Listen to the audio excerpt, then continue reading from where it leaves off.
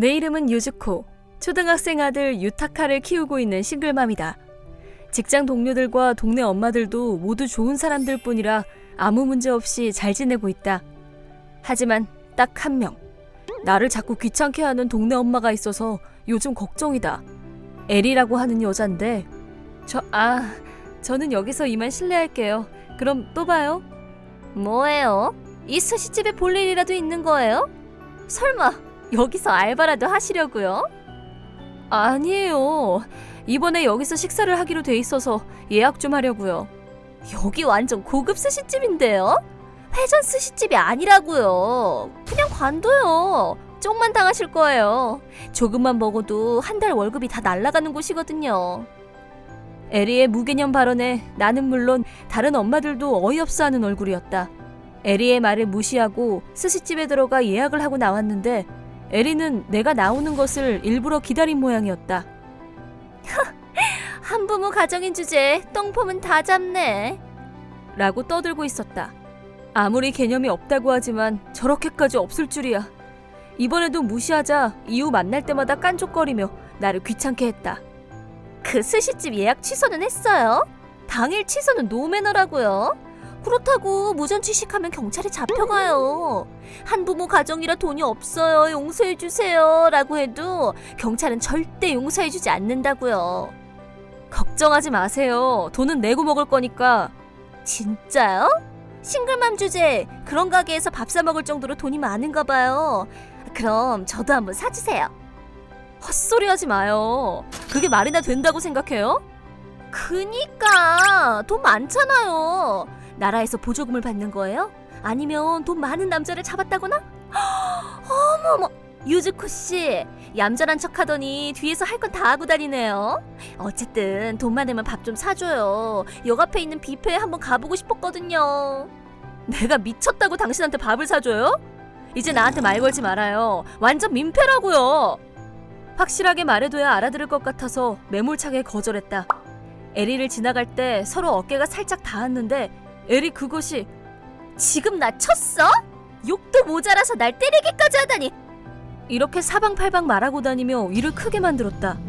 학교, 동네, 그룹 채팅방에도 떠들고 다닌 모양인지 점차 내 주변 엄마들은 하나둘 떠나갔다. 물론 내 마음을 알아주는 엄마들도 많이 있었지만 소문을 몰래 퍼뜨리는 사람도 있어서 수업 참관이나 학부모 회의를 할 때는 주눅이 들어 아무 말도 할 수 없었다. 하지만 더 최악인 건 아들 유타카였다. 학교 친구들은 유카타를 폭력 엄마라고 놀리고 무리에 끼워주지도 않았다. 적당히 좀 해. 이상한 소문 퍼뜨리지 말라고. 네? 근데 진짜로 어깨빵 하셨잖아요. 어깨가 살짝 스친 것뿐이잖아. 아니면 바로 옆 꽃집 CCTV에 찍힌 그날 영상이라도 보여달라고 할까? 나 그 집 단골이라 점장님이랑도 친하거든? 영상에 내가 널 때리지 않았다는 증거가 나오면 명예훼손으로 고소할 거야. 아니, 조금 과장해서 말하고 다닌 것뿐이에요. 명예훼손이라니. 그럼 사람들한테 소문은 거짓말이었다고 말해. 안 그럼 고소할 거야? 평소 침착하고 얌전하던 내가 이렇게까지 화를 냈으니 아마 에리도 깜짝 놀랐을 것이다. 게다가 고소한다는 말이 먹힌 것 같았다. 에리의 소문은 점점 사람들에게서 잊혀져 갔고 유카타도 학교 친구들과 다시 잘 지내게 되었다. 다행이다. 이제 마음 놓고 지낼 수 있겠어. 하지만 이 생각도 얼마 가지 못했다. 예약한 날이 되어 스시집에 가자 에리도 그 스시집에 앉아 있었다. 뭐야? 일부러 내가 온 날에 맞춰온 거야? 혹시 내가 예약할 때 엿들었던 거야? 어머, 그런 거 아니에요. 근데 마침 잘 됐네. 가게 점원한테 무전취식 안 당하게 조심하라고 말하려던 참이었어요. 내가 여기서 당신을 감시하고 있으면 가게 점원도 안심하고 일할 수 있겠죠. 그렇게 큰 소리로 무전취식 같은 소리 좀 하지 마. 좋은 말을 할 때 그만해. 에리와 말하는 사이 점원이 와서 나를 안쪽 방으로 안내했다.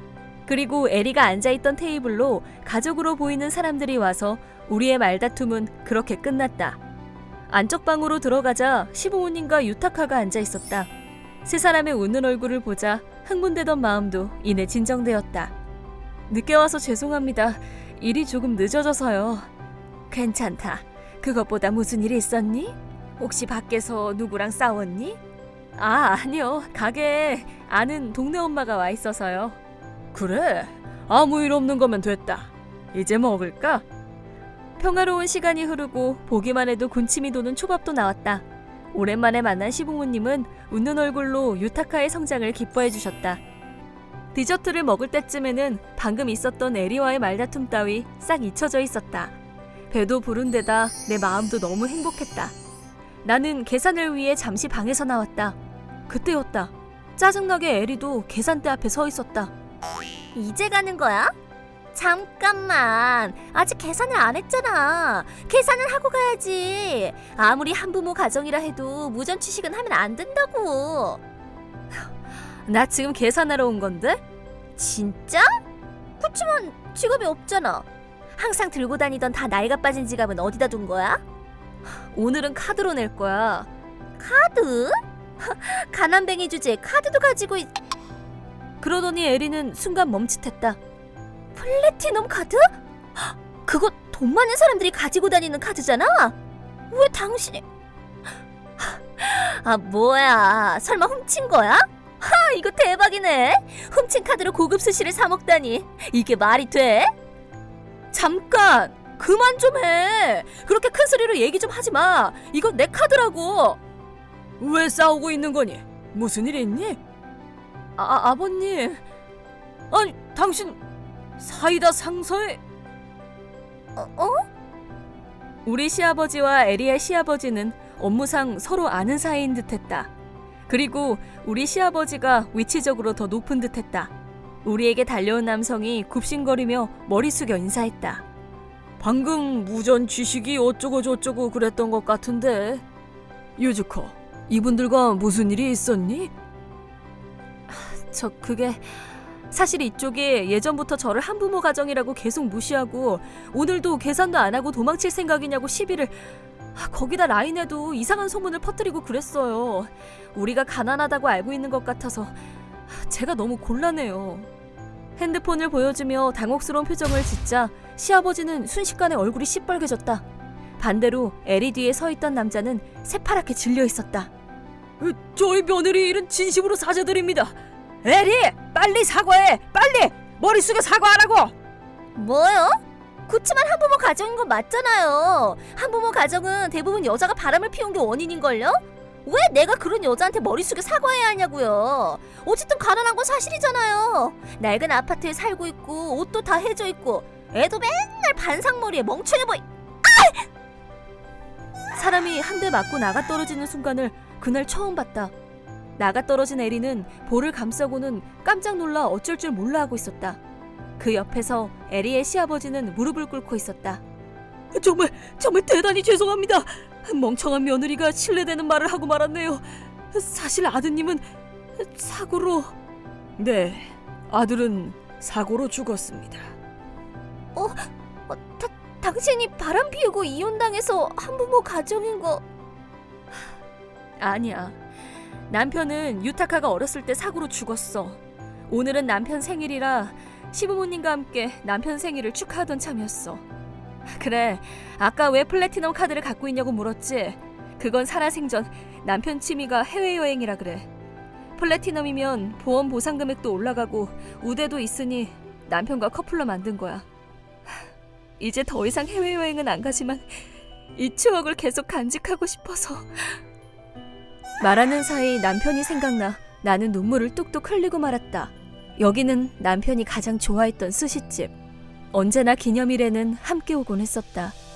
그런 소중한 추억마저 더럽혀진 것 같아서 눈물이 멈추지 않았다. 울고 있는 나를 시어머니가 따뜻하게 안아주었다. 시아버지는 덩달아 눈물을 보이시더니 이내 무서운 얼굴로 에리에게 호통을 쳤다. 감히 내 소중한 며느리를 울리다니 절대 용서 못해! 이전부터 끊임없이 우리 며느리에 대한 심한 말들을 했다지? 증거도 있는 것 같으니 명예훼손으로 고소하겠어. 당신과의 거래도 다시 생각해봐야겠. 그럴 수가. 제발 한 번만 용서를. 이 아이는 우리 집에서 내쫓겠습니다. 더 이상 민폐 끼치지 않겠습니다. 그러니 제발. 제가 왜요? 이혼은 절대 안 돼요. 그이 닥쳐. 넌 그냥 닥치고 사죄해. 이쪽 며느님께 무릎 꿇고 빌란 말이야. 결국 에리도 마지못해 사죄했지만 그런 성의 없는 태도로 시아버지가 용서해 줄 리가 없었다. 도대체 왜 그러는데? 난 잘못한 거 없어. 내가 살짝 오해한 것 뿐이잖아. 남편이 죽은 건 몰랐다고. 용서해줘. 나 이혼당하게 생겼어. 제발 나 좀 용서해줘. 마지막까지 정신 못 차리던 에리도 결국 집안에서 강제로 쫓겨난 건지 이삿짐 센터 차가 에리의 짐을 싣고 떠나는 걸 봤다. 에리에 대한 처분에 대해 시아버지와 이야기해본 결과 거래를 완전히 끊어버리면 상대 회사는 결국 부도가 날 수밖에 없기 때문에 합의금을 받고 마무리하기로 했다. 정신적 위자료로 150만 엔을 청구했다. 에리의 저금에서 20만 엔을 받고 나머지는 에리의 시아버지에게 대신 받은 후 에리가 시아버지의 돈을 갚아나가기로 했다고 한다. 에리는 끝까지 받아들일 수 없다고 했지만 돈을 지불하지 않으면 재판으로 넘기겠다고 하자 어쩔 수 없이 일을 해서 돈을 갚아나가고 있다고 한다. 낡은 아파트에 혼자 살면서 아침부터 밤까지 알바를 뛰고 새벽에는 청소 일을 하고 있다고 들었다. 우연히 역에서 마주쳤는데 일을 너무 많이 해서 그런지 까칠까칠한 피부에 몸은 빼짝 말라서 볼품없는 모습을 하고 있었다. 엄마들에게 돈 좀 빌려달라고 울면서 연락하는 모양이지만 모두가 구걸하는 에리를 싫어했기 때문에 선뜻 도와주는 사람은 아무도 없었다. 그뿐만 아니다. 에리의 SNS에는 자업자득 전부 에리 씨가 잘못한 거야 라는 등의 악플들이 이어졌다. 그리고 어느새 에리의 계정은 사라져 있었다.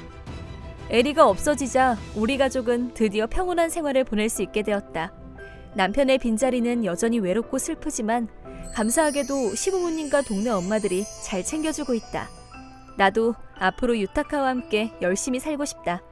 이제 더 이상 내 인생에 에리 같은 사람이 없었으면 좋겠다.